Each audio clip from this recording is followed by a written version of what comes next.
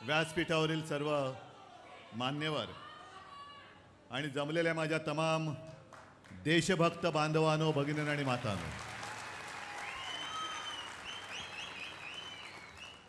आपली जी घोषणा आहे कोण आला रे कोण आला, हे 4 जूनला दिल्लीकरांना कळलं पाहिजे की शिवसेनेचा वाघ आला, महाविकास आघाडीचा वाघ आला.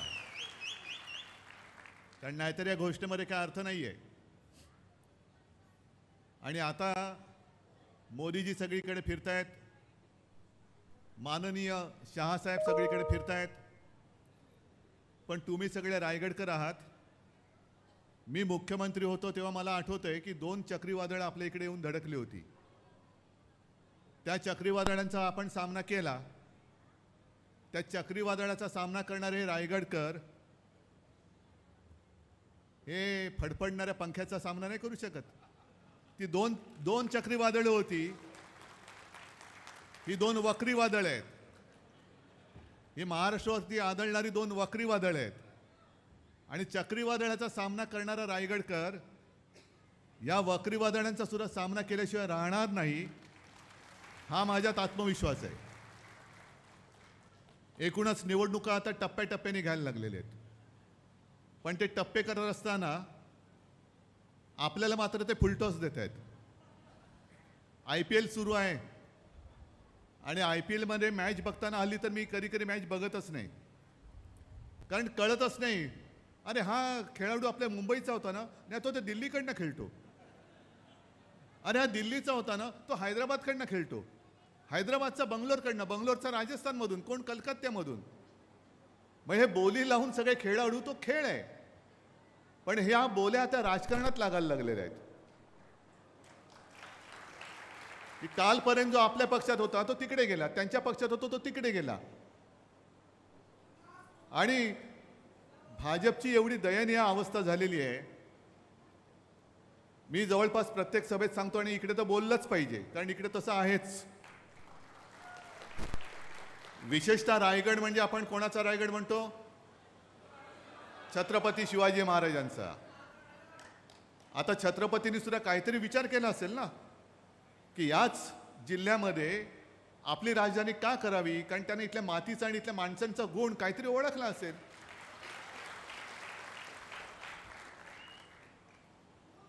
एकूण महाराष्ट्र आणि रायगड आपण जे म्हणतो शिवरामी वंदिले, आणि भाजप काय म्हणतोय?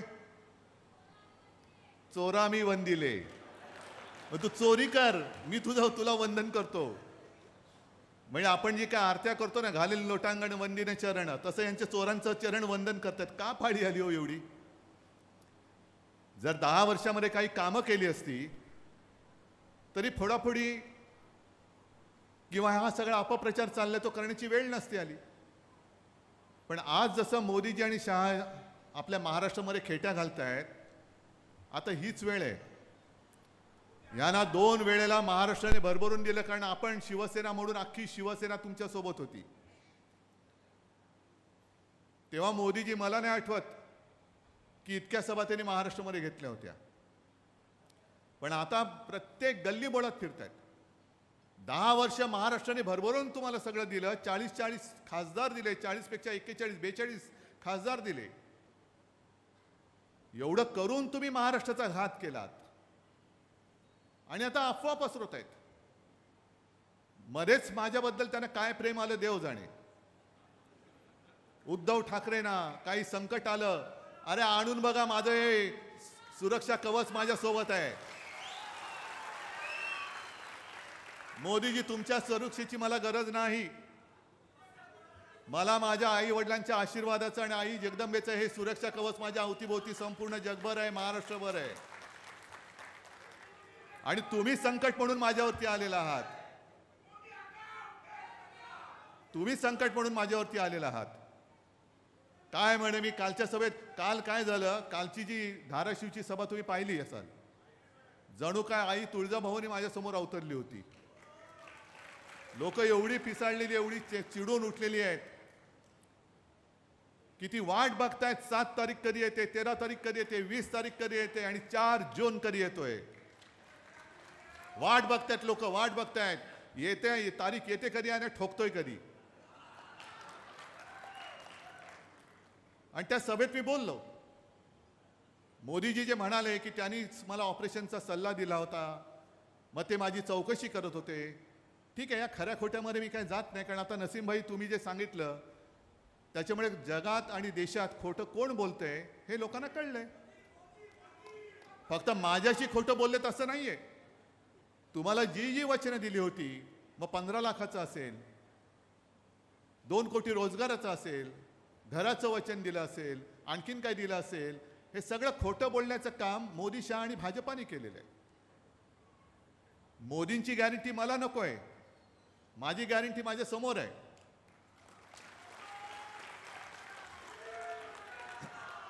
पण त्यांनी जे काय सांगितलं की ते माझी चौकशी करत होते, थांबा ना जरा, मला थोडं बोलू द्या ना. आगे तर बढायचंच आहे, पण जरा बोललं पाहिजे ना. जरा थांबा, तर जरा थांबा. मला काय बोलायचं ते मला पहिलं बोलू द्या, थांबा. मग तुमचं तुम्ही नंतर मग तुम्ही सभा घ्या, बसा खाली. तर त्यांनी माझी चौकशी करत होते. मग मोदी साहेब, तुम्ही माझी आस्थेने चौकशी करत होतात, तर तुमचे इथले जे काही आताचे पाव उपमुख्यमंत्री आहेत, त्या तुमच्या चेलाचा पाट्याने माहीत नव्हतं तुमचं माझ्यावरती किती प्रेम आहे. मी हॉस्पिटलमध्ये असताना रात्री अपरात्री माझ्या गद्दारांशी बोलणी कोण करत होतं हुडी घालून? मग हे तुम्हाला माहित नव्हतं? माझं सरकार गद्दारी करून खाली खेचतायत, गद्दाराला तुम्ही असली शिवसेना म्हणून मिरवताय, हे तुमचं माझ्याबद्दलचं प्रेम. एक तर तुम्हाला हिंदू हृदय सम्राट हा शब्द उच्चारायला जड जातोय. बाळासाहेबांचं माझ्यावरती खूप मोठं कर्ज आहे, बाळासाहेबांचं माझं खूप मोठं कर्ज आहे. ते कर्ज आता महाराष्ट्राची जनता व्याजासकट वसूल केल्याशिवाय राहणार नाही.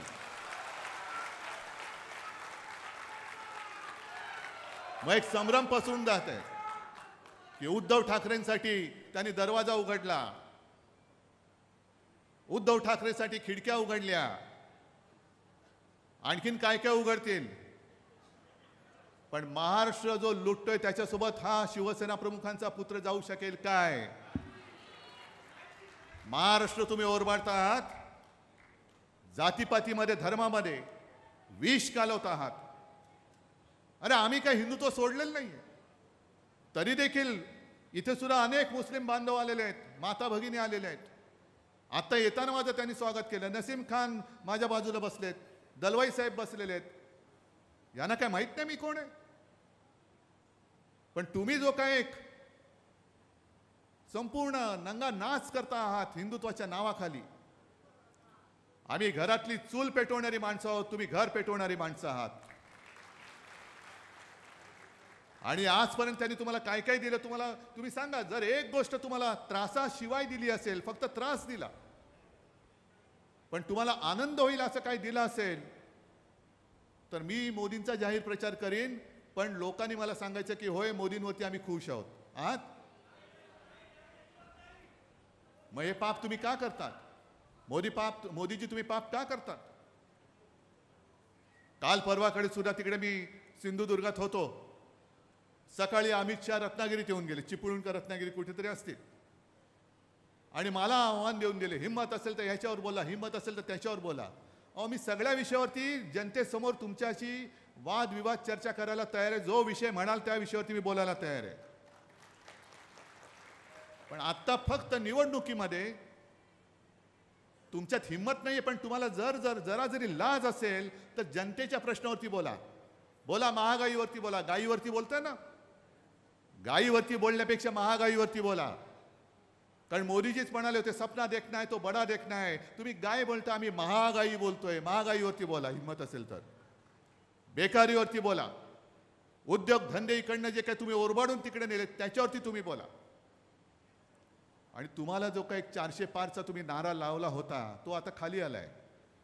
कारण तुमचं जे स्वप्न होतं संविधान बदलण्याचं स्वप्न, हे तुमचीच माणसं बोलायला लागले. ते कर्नाटकातले हेगडे बोलले की घटना बदलण्यासाठी, संविधान बदलण्यासाठी आम्हाला 400 पार करायचं आहे.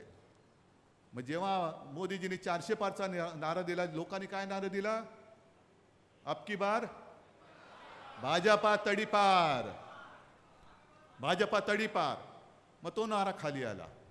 मग त्याच्यानंतर काय केलं, कोणाला किती जास्त मुलं होतात त्यांना संपत्ती देतील. अहो किती मुलं कोणाला होतील तुम्हाला काय करायचंय? तुम्हाला राजकारणामध्ये पोर होत नाही तेव्हा आमचा काय गुन्हा आहे? आमची पोरं तुम्ही पळवताय, आमची पोरं पण पळवत आहेत, माझे वडील पळवत आहे. मग तुमच्यात कर्तृत्व काय आहे? वडिलांना पण पळवावं लागते, पोरांना पण पळवावं लागते. मग मध्ये तुम्ही करताय काय? मग तुमचं जे काय तिकडे म्हाळगी प्रबोधिनी वगैरे काहीतरी आहे त्याच्यामध्ये तुमचं ते चिंतन कुंठन वगैरे काय चालायचं, तिथली माणसं गेली कुठे? तो जो काय एक भाजपा होता मला आज सुद्धा आठवतं. आणि त्या भाजपाबद्दल, त्या भाजपाच्या त्या पिढीबद्दल, संघाच्या सुद्धा त्या पिढीबद्दल आज देखील माझ्या मनात आदर आहे. पण ते सुद्धा जे मला भेटतात किंवा फोनवरती बोलतात की उद्धवजी आम्हाला सुद्धा पसंत नाही हो, तुम्ही करताय बरोबर करताय. म्हणजे ज्यांच्या विरुद्ध आम्ही लढलो त्यांचाच प्रचार करावा लागतोय, त्यांच्यासाठी आम्हाला सतरंजा उचलाव्या लागत आहेत. हे असं कधी आमच्या आयुष्यात येईल आम्हाला वाटलं नव्हतं. आणि मला तोही दिवस आठवतोय. भारतीय जनता पक्ष आपल्या शिवसेनेसोबत होता तेव्हा पहिल्या प्रथम अटल बिहारी वाजपेयी यांचं 13 दिवसासाठी सरकार आलं होतं. आणि मी स्वतः साक्ष आहे. मी बाळासाहेबांसोबत असताना अचानक अटलजींचा फोन आला आणि मला असं वाटतं पलीकडे अटलजींनी त्यांना सांगितलं असावं की बाला साहब अभी थोड़ा संभाल लेना, मैं आपको सिर्फ एक ही मिनिस्ट्री दे सकता हूं. आणि बाळासाहेबांनी सांगितलं की अटलजी मला एक सुद्धा मंत्रिपद दिलं नाही तरी चालेल, पण पहिलं तुम्ही तिकडे पंतप्रधान पदावरती बसा.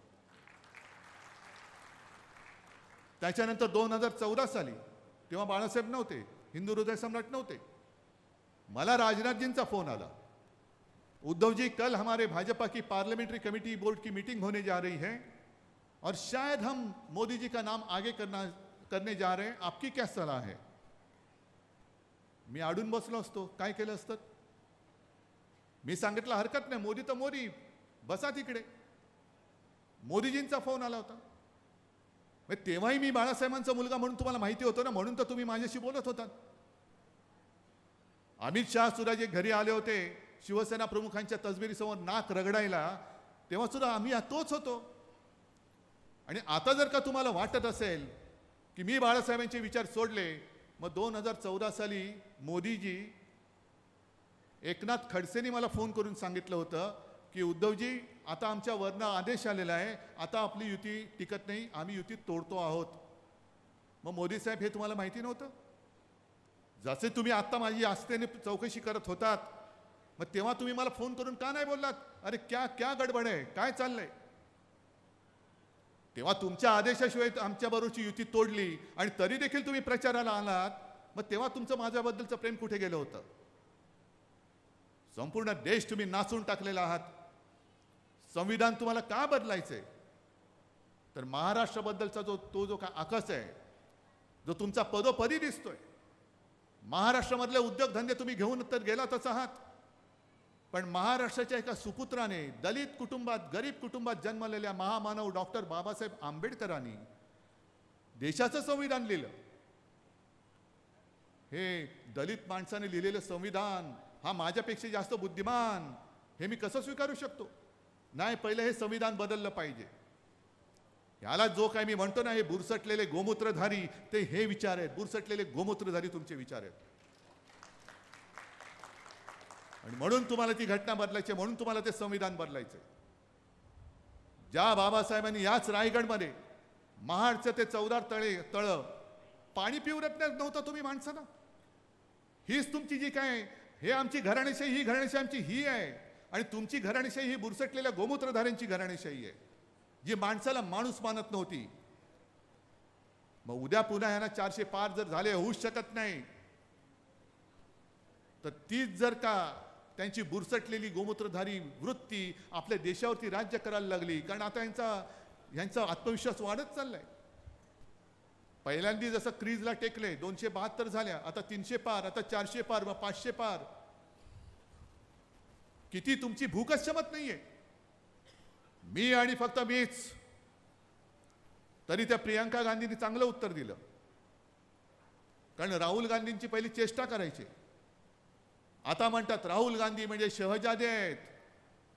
अहो शहजादे वेगळे, पण तुमचे शहाजादे जे बीसीसीआयच्या बोडक्यावरती बसले त्याचं काय? जय शहा, तो काही शहाजादा नाहीये, जरा जादाच आहे. पण जे उत्तर प्रियंकाजींनी दिले की तुम्ही राहुलला शहजादे म्हणताय आणि स्वतः शहनशाहसारखे राहताय. पेपरमध्ये ज्या बातम्या आल्यात मी कटिंग करून ठेवतो. पुण्यामध्ये जी सभा झाली मोदीजींची, संपूर्ण पुण्याला छावणीचं रूप दिलं होतं. छावणी. मी स्वतः सोलापूरला गेलो होतो प्रणिती शिंदेच्या प्रचारासाठी. दुसऱ्या दिवशी येताना 2-3 तास लातूरचा एअरपोर्ट बंद. का बंद? नाही, पंतप्रधान येणार आहेत. पंतप्रधानांसाठी एअर ट्रॅफिक बंद म्हणजे वरती जाम करणार, खाली रस्ते बंद करणार, पोलीस छावण्या करणार आणि आम्हाला तुम्ही डिवचणार. स्वतः शहनशाहसारखे वागताय. स्वतःसाठी ही आपल्या सरकारची यंत्रणा तिचा तुम्ही दुरुपयोग करता आहात. आणि म्हणून मी बोलतो. मधल्या काळामध्ये राहुलजींचं हेलिकॉप्टर त्यांची बॅग चेक करतानाचा फोटो आला होता. तेव्हाच मी म्हटलो तसं एक तरी फोटो मोदी किंवा शहाजींची बॅग तपासताना, हेलिकॉप्टर तपासतानाचा काय येत नाही. ठीक आहे, तुम्ही समान नागरिक कायदा आणताय ना, तो त्याच्यावरती नंतर बोलू. पण आत्ता आहे तो कायदा, तो सगळ्यांना समानतेने का नाही वागवत? आत्ता कायदा आहे, त्या कायद्यासमोर मी काय, राहुल गांधी काय, मोदी काय, शहा काय, हे सगळे सारखे असले पाहिजे. जर आमच्या बॅगा तपासत असाल तर मोदीजी आणि शहांच्या पण बॅगा तपासल्या गेल्याच पाहिजेत आणि त्याचे सुद्धा फोटो आलेच पाहिजेत. पण आज तुम्ही संपूर्णपणाने पंतप्रधान या पदाची संपूर्ण जी काय त्याला दिली जाणारी सोयी सुविधा आहे त्या सगळ्या वापरताय तुम्ही. तुमचं विमान आल्यानंतर एअर ट्रॅफिक बंद, तुमची गाडी येते म्हटल्यानंतर रोड ट्रॅफिक बंद, तुमची सभा आहे म्हटल्यानंतर उद्योगधंदे ऑफिसेस बंद. आमचं काय हे रडगाणं नाही. आम्ही सर्वसामान्य माणसांसाठी सर्वसामान्य माणसंच आहोत. आम्ही ट्रॅफिकमध्ये जायला आम्हाला काही परवा नाही आहे. आम्ही जातोच. उलट जेवढं जातो तेवढी लोक मला सांगतात, उद्धवजी काही काळजी करू नका, आम्ही तुमच्या सोबत आहे. अरे केवढं मोठं वैभव आहे, केवढं मोठं वैभव आहे जे मोदीजी ह्याच्यावरती तुम्ही जीएसटी नाही लावू शकत. हे माझे निवडणूक रोखे आहेत, हे माझे निवडणूक रोखे आहेत. आणि हे तुमच्या काळ्या पैसे नाही आहेत, हे माझे भगवे आहेत. तुम्ही भ्रष्टाचाराचा आरोप सगळ्यांवरती करता. तुमचे जे बसलेत सगळे चेले चपाटे, एक तर संपूर्णपणे महाराष्ट्र यांना बदनाम करून टाकायचं आहे. महाराष्ट्रातले सगळे नेते हे कसे भ्रष्टाचाराने बरबटलेत, हा उपरा कोणतरी त्यांचा दलाल येऊन इकडे बोलतोय. एक तरी मला मराठी माणूस असा दाखवा जो इतर राज्यात जाऊन तिथल्या लोकांवरती बोलण्याचं धाडस करतोय. का महाराष्ट्र सुसंस्कृत आहे म्हणून? दुसऱ्या राज्यात जाऊन जर का असा कोणी उपद्व्याप केला असता तिथल्या तिथे लोकांनी कान फटवला असता त्याला. आणि एक खोटे आरोप करणाऱ्यांना कान फटवलेच पाहिजेत, कान फटवायलाच पाहिजेत. खोटे आरोप करता तुम्ही, कुटुंब बदनाम करून टाकता, उद्ध्वस्त करून टाकता.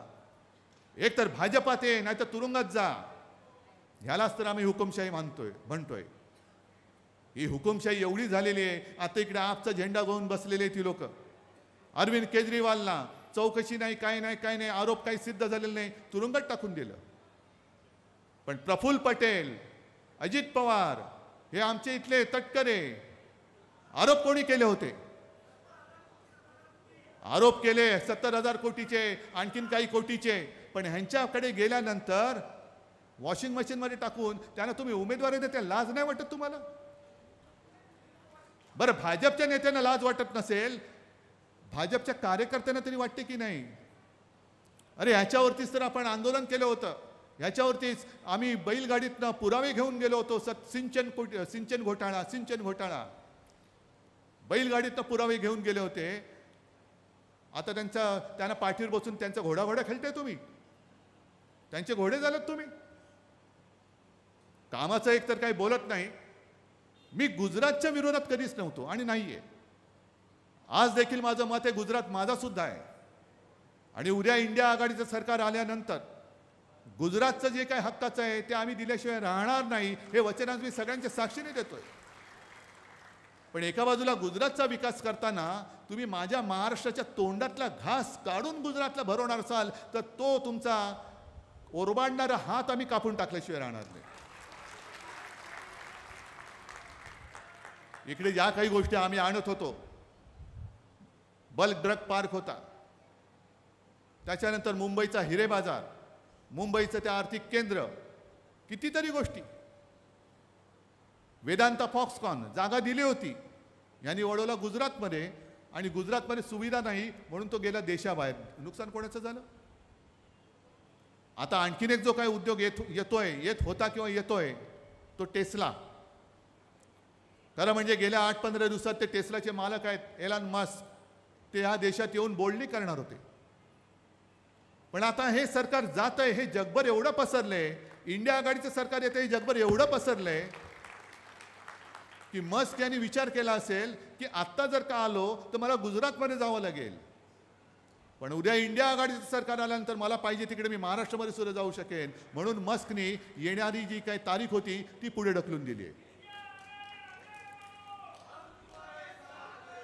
हे सगळं पाप नुसतं आपण बघत बसणार?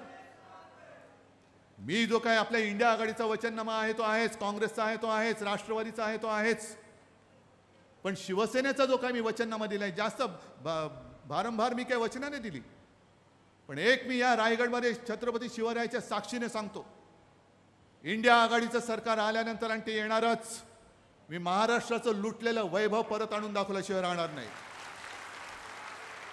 इथून पळवलेले उद्योग हे परत आणीन, नाही तर त्याच्यावर मोठे दुसरे उद्योग तयार करीन. इथून पळवलेलं औद्योगिक केंद्र, आर्थिक केंद्र हे मी माझ्या महाराष्ट्रामध्ये परत आणल्याशिवाय राहणार नाही. कितीतरी ज्या गोष्टी आहेत, ज्या चांगल्या गोष्टी होत्या त्या तुम्ही गुजरातला नेल्या, मग न्या ना ती बारसूची रिफायनरी पण घेऊन जा, आमचं काहीच म्हणणं नाहीये. जैतापूरचा प्रकल्प गुजरातला लावा, माझं काही म्हणणं नाहीये, पण संपूर्णपणे विनाशकारी प्रकल्प हे माझ्या महाराष्ट्राच्या आणि विशेषतः या किनारपट्टीवरती कोकणावरती लादायचे. बरं, रिफायनरी आणणार, अनेक जणांना रोजगार मिळणार, ठीक आहे, रोजगार मिळेल, कायमचा रोजगार मिळणार का कंत्राटी पद्धतीने मिळणार? म्हणजे कंत्राटी पद्धतीने तुम्ही रोजगार देणार, आज जर रोजगार आहे उद्या मिळेल की नाही सांगता येत नाही, आज देतोय पैसे उद्या घरी जा, काय करणार तुम्ही?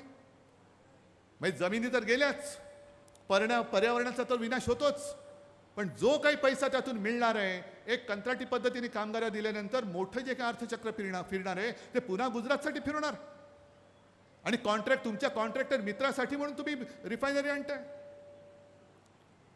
सगळे चांगले प्रकल्प. म्हणून मी म्हटलं ना की राख रांगोळी हा एक शब्द आहे, आणि त्याचा अर्थ आता तुम्हाला कळेल. राख महाराष्ट्राकडे आणि रांगोळी गुजरातकडे.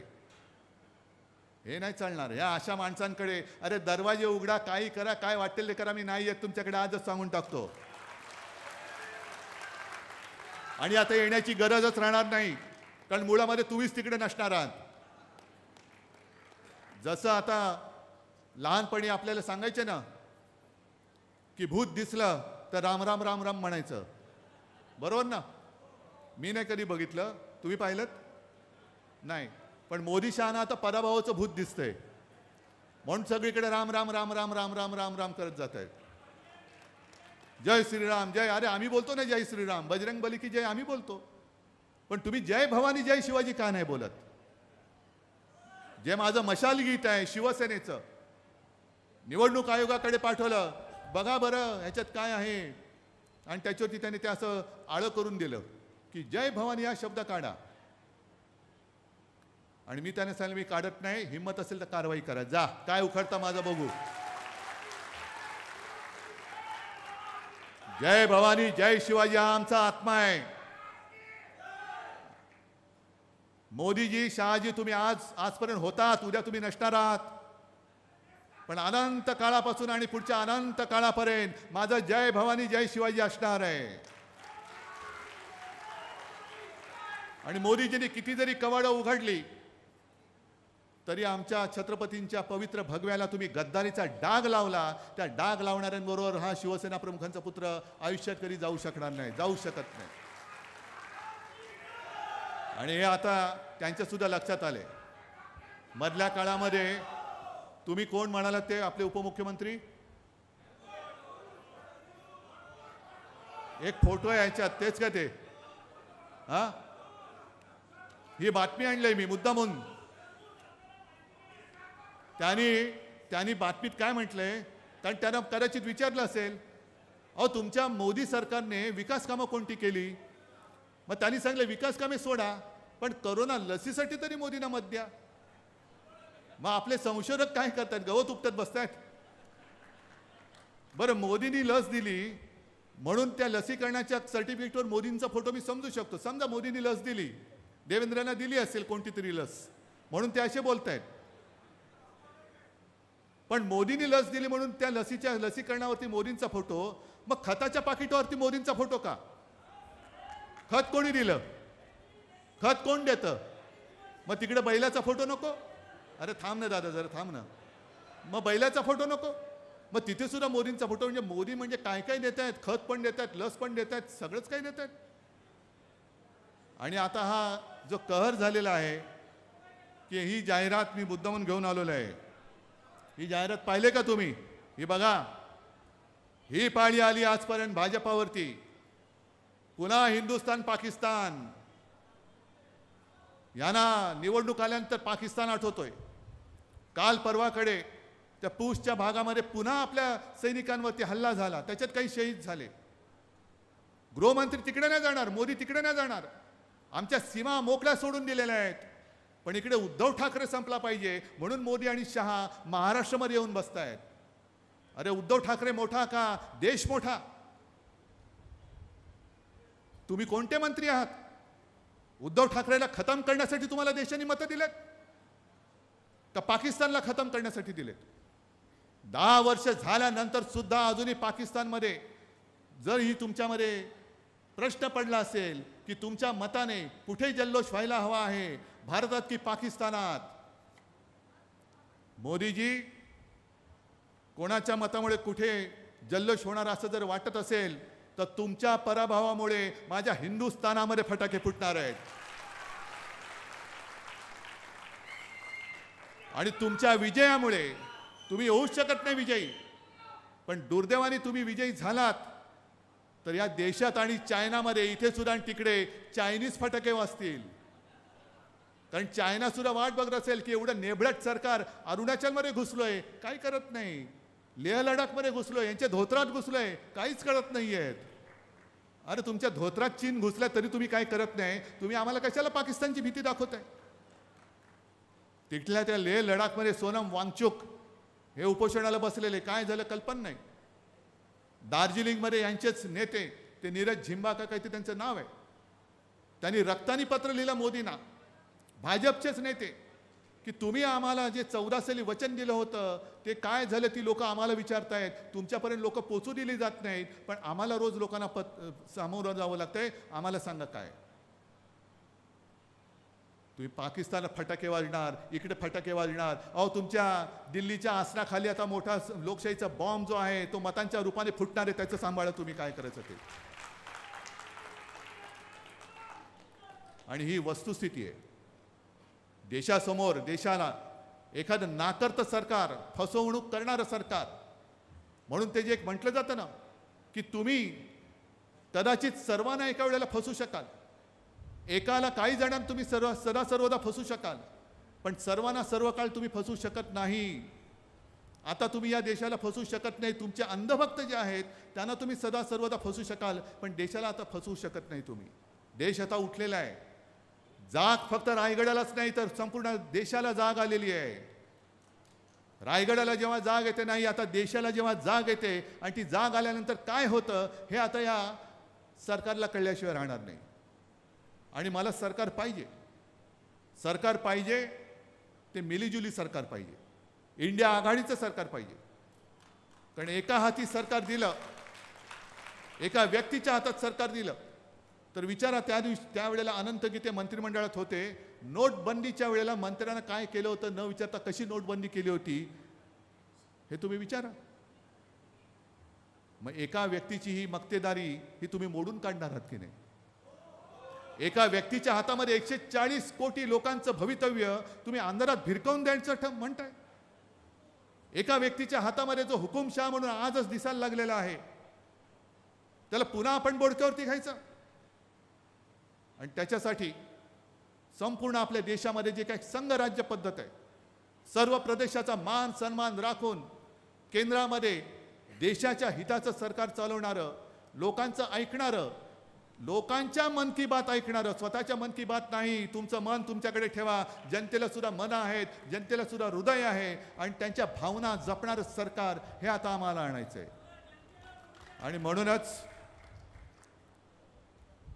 आपला पक्ष तोच आहे. उमेदवार सुद्धा तुम्हाला माहिती आहे. आपले साथी सोबती आता वाढलेले आहेत. पूर्वी एकच होता, आता अनेक झालेले आहेत. काँग्रेस आहे, राष्ट्रवादी आहे, आपले बहुजन आघाडी आहे, सगळे आहे, आप आहे, सगळे आहेत, कम्युनिस्ट पण आहेत, शेका पक्ष आहे, सगळे आहेत, सगळे आलेत. म्हणजे आमची ताकद वाढले. फक्त निशाणी आपली चोरले. आता कोणती निशाणी आहे? मशाल आहे ना, घरोघरी पोचवलेत. फक्त एक काम करायचं, जोशामध्ये नुसतं जायचं नाहीये. मतदानाला गेल्यानंतर अनंत गीते तुमचा नंबर कितवा आहे? 1 नंबर. अरे क्या बात आहे. पहिली पसंती. त्या नावासमोरचं बटन दाबल्यानंतर नुसता आवाज आल्यानंतर झालं म्हणून निघायचं नाही. आवाज आल्यानंतर बटन दाबल्यानंतर अनंत गीते मशालीवरचं दिवा पेटतोय की नाही बघायचा. तो पेटल्यानंतर ते 7 सेकंद व्हीव्हीपॅटवरती ती स्लिप दिसते, त्याच्यावरती चिन्ह बघायचं आणि ती स्लिप खाली पडते की नाही ती बघून मग बाहेर पडायचं. करणार एवढं? हातात काय? आणि विजय होणार विशाल. जय हिंद, जय महाराष्ट्र.